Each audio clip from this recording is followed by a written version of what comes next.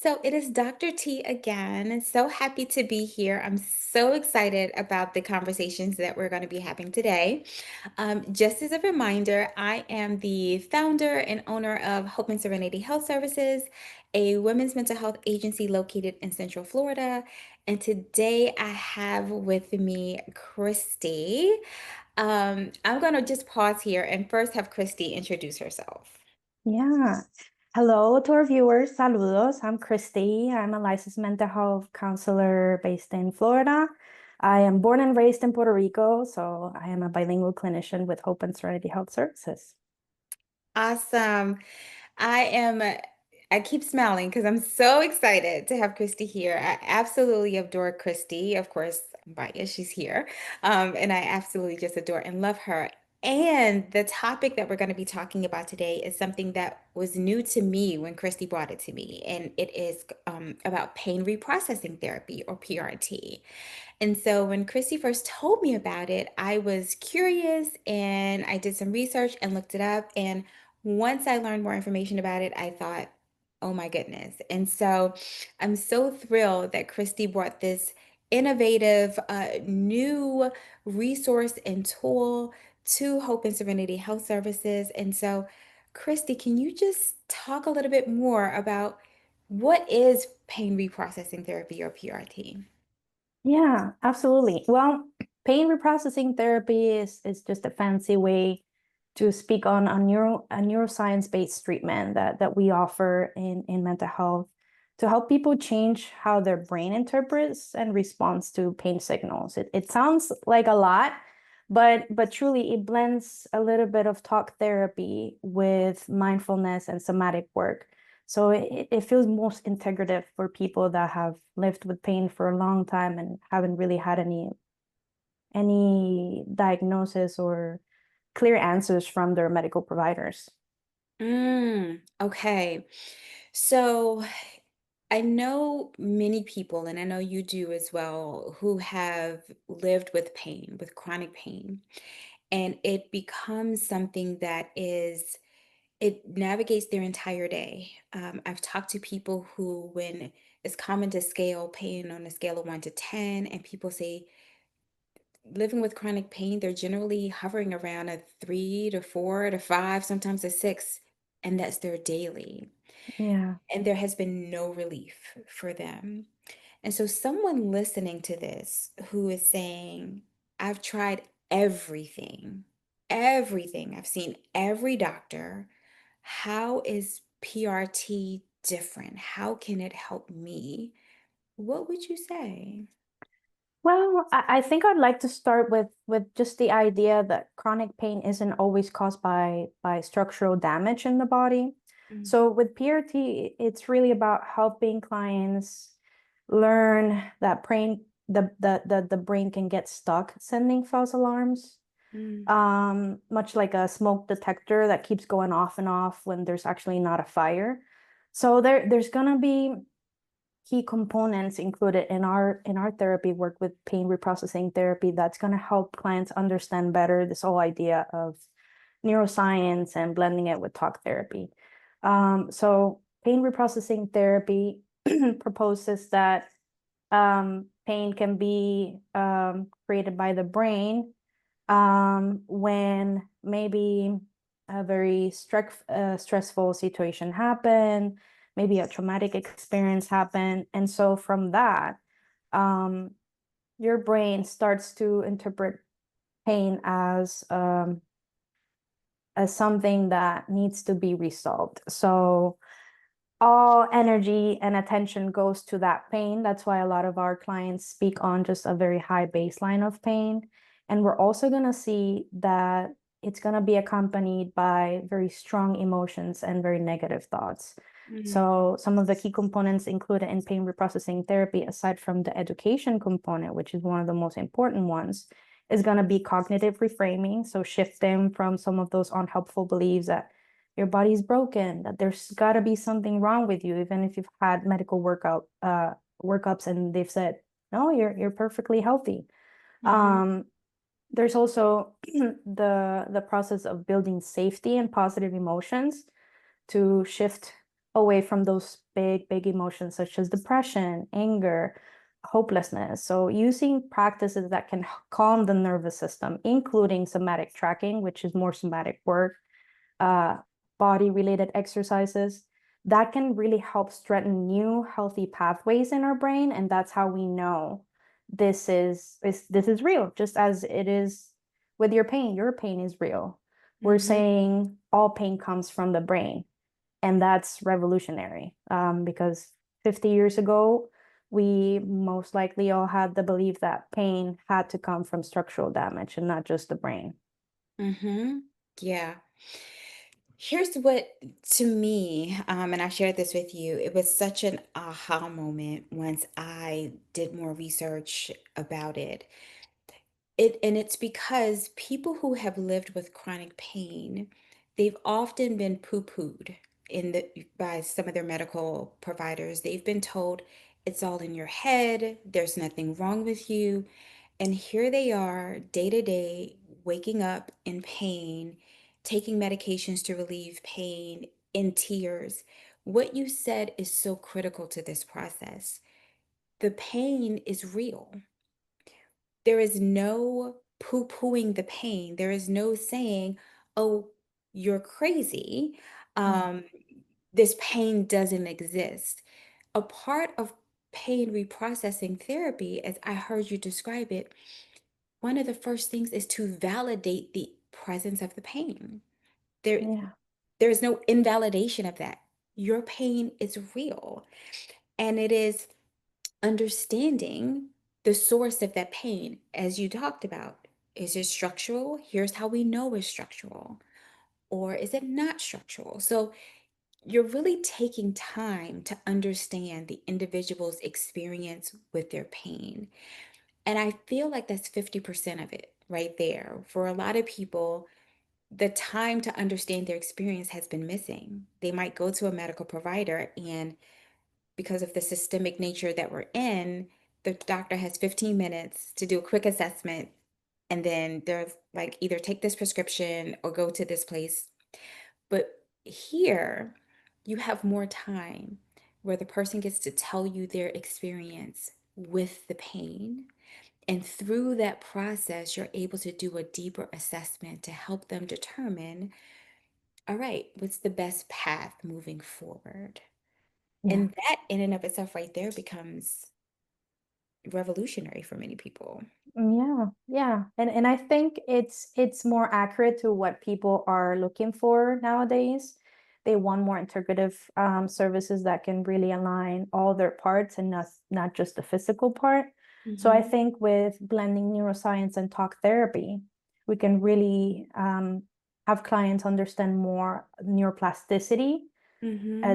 It's a very important concept for us in mental health, Mm-hmm. and just by having a safe space, we're already creating that in the brain. We're already creating new neurological pathways, right? We're already creating new connections and new experiences. So just having that evidence in itself can really help some people reinforce the idea that relief is possible. Yes. Oh, if for someone who is listening to this right now and experiencing pain, even hearing the possibility that relief is possible can allow them to breathe for a moment. Yeah, certainly. I'm going to toss out a scenario because I think that can help bring it together for some people. And I'll give some real types of examples. And so, although we specialize in working with women here, I in my work in the past and even currently have worked with a lot of men. And one of the things that we know from the research and in the work that we do is that men tend to show up with a lot of pain in their back, in their head, in their stomach. And it's a chronic pain that they tend to live with. Now, I know in my work and in the research, when people, the famous book, The Body Keeps the Score, we know that the body can hold trauma and that trauma can manifest through pain. So when we say somatically, for those who may not be familiar with that phrase, we're talking about um, the feeling. Somatic is feeling. So feeling it physically in the body. So We know that pain can show up that way. But let's say you get a client who comes to you, let's say it's a male client for this example, and he's been living for 10 years with chronic pain, debilitating back pain that radiates day to day. It could go from a 3 to a 7 on the scale of pain. And he's been to every doctor, he's had x rays, he says MRIs, he's had scans, all the things.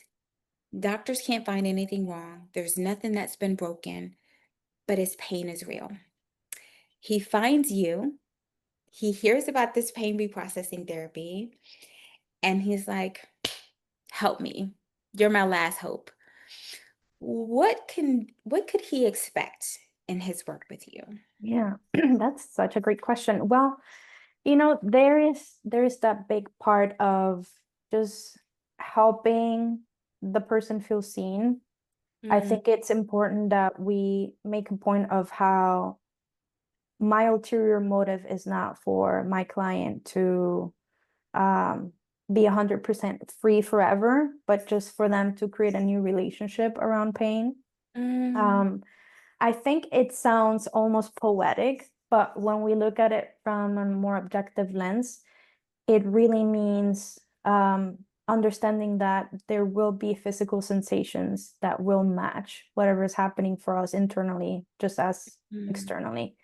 And so when we have an opportunity to pinpoint our origin story for our pain, almost always we're able to really understand the narrative that's been created around it and some mm, of the barriers that keep reinforcing that pain loop. Um, so I think understanding and making connections is something that could be expected from a session with me.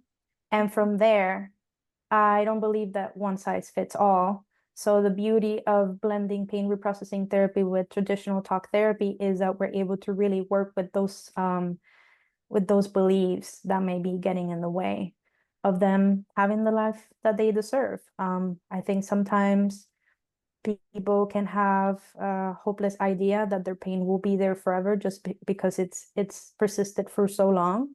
yeah. Um, but we know neuroplasticity can really make a change in the structure of our body. Hmm. So even if there's no structural damage and you believe there is a way to teach your brain that pain is just there to signal us and keep us safe. And I want to make a point to talk to our viewers of how this is really something that has a strong influence from mindfulness and exposure therapy.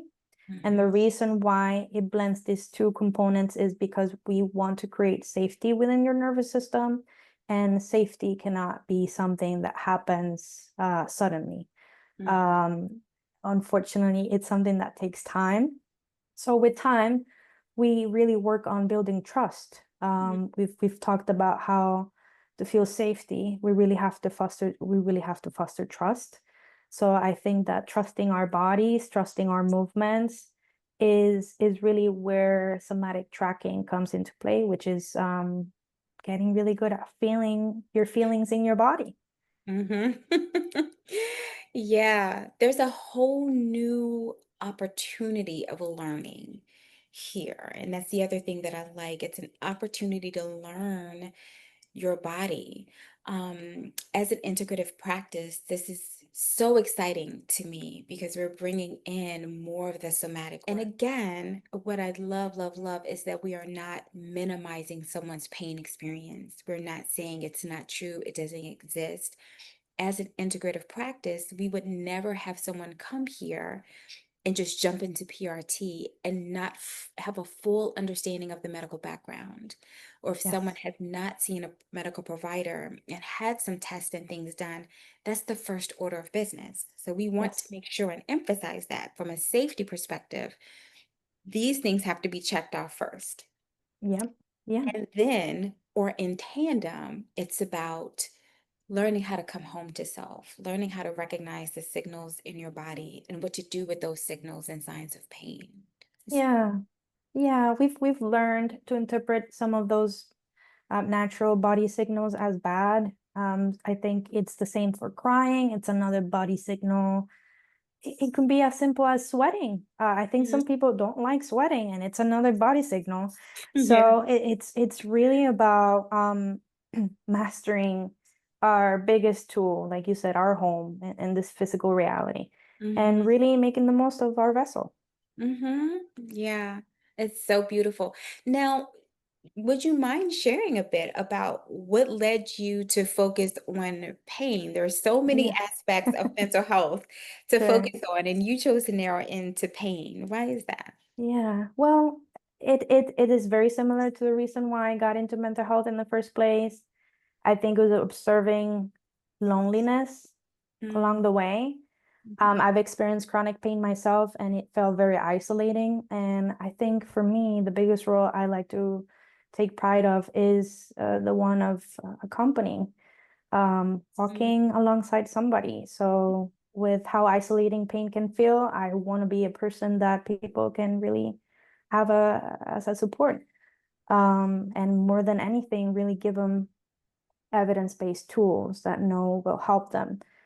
Um, Beyond just having a space to speak their mind. I think something that really they can take with them home and make something of it. yeah. Thank you for sharing that. Yeah, for It's one of sure. the things that I so value and appreciate about you as a therapist, and that is for everyone has a different way that we all show up as therapists. And one of the things that I know that every client you work with will take away from their work with you is they will have resources, they will have tools, they will have something to sink their teeth into, to grasp a hold of mentally or even tangibly that they can utilize between sessions after therapy. Your approach is one of I hear you. I see you. Let's do the work together. Let me give you the knowledge, the tools, the resources to help you optimize this life you're living.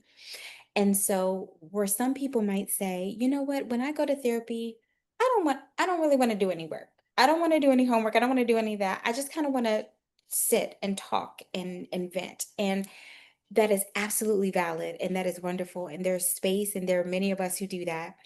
And then for those who say, when I come to therapy, I want to feel like I'm working. I want to feel like when I left that, yeah, I did something and I received something.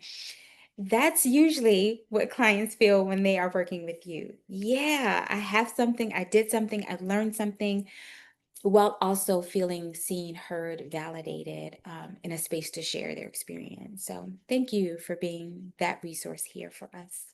Yeah, yeah. I think that it makes the investment even more um I guess more present for them. Mm, I think time is the biggest resource of them all. So when people share their time with us, I really want to make it worth it. mm, you are phenomenal, phenomenal, Christy. So are you. I want to make a point to our viewers to say how honored I am to work at Hope and Serenity Health Services because it's a place where we really find a rhythm, to blend what we know. Mm, I think it creates a safe place for people to feel held. Um, there's so many of us that have our different niches, and I think that is the beauty of it. I think there is a lot of us that wanted to find a place like this. mm, And I speak as a client and as a therapist, right? Having mm, experienced mental health myself, knowing that these type of places exist just makes it better. So thank you mm, mm. for creating Hope and Serenity Health Services and having us here. Aw, you're so welcome. Thank you, Yeah. Christy. I'm sure our viewers can see why I gush over you. I just absolutely adore you. You have been a gift and a gem here, and I'm grateful for having the opportunity to have a place where people like you can come and bring skills and help so many people who are listening to this, who are sharing this with others to say, hey, have you heard about this? I think this is something you should try. And so that's the other thing I want people to know if they are in Florida, anywhere in the state of Florida, Mhm. or if they are in the state of Massachusetts, anywhere in the state of Correct. Massachusetts, Yeah. um, that if this is something that they resonate with, they want more information, you are a resource. You are licensed in both Florida and Massachusetts, so you can help people. Yeah. Y hablo español. So, See? folks, Yeah. amigos, clientes que interesen los servicios en español, nos pueden contactar directamente a la oficina. Es un placer para mí ayudarlos también. So thank you for the opportunity to speak to our Spanish speaking viewers too. Ah, you are so welcome, Christy. I just adore you. I just adore you. The feeling is mutual. Thank you. Is there anything else that you want to make sure our viewers, our listeners know before we conclude our time together today? Just a call to action. Like you said, if it resonates with you, start where you are, even if it's just reading about it. I think that's where change starts. So, yeah, if you're having an idea, then it's okay for you to indulge in it. Perfect, perfect. Our contact information is located below. And so, absolutely, give us a call, send us an email if you're interested. We're happy to do a complimentary 15-minute consultation with you. If you want to learn more, if you want to meet Christy, we'd be happy to help you. And even if it's not with us, you know that this resource, PRT, exists. So, wherever you are, feel free to reach out to your local community and find a provider that can assist you because relief is possible. Yeah. Thank you so much, Chrissy, for being here today. I appreciate you. You're welcome.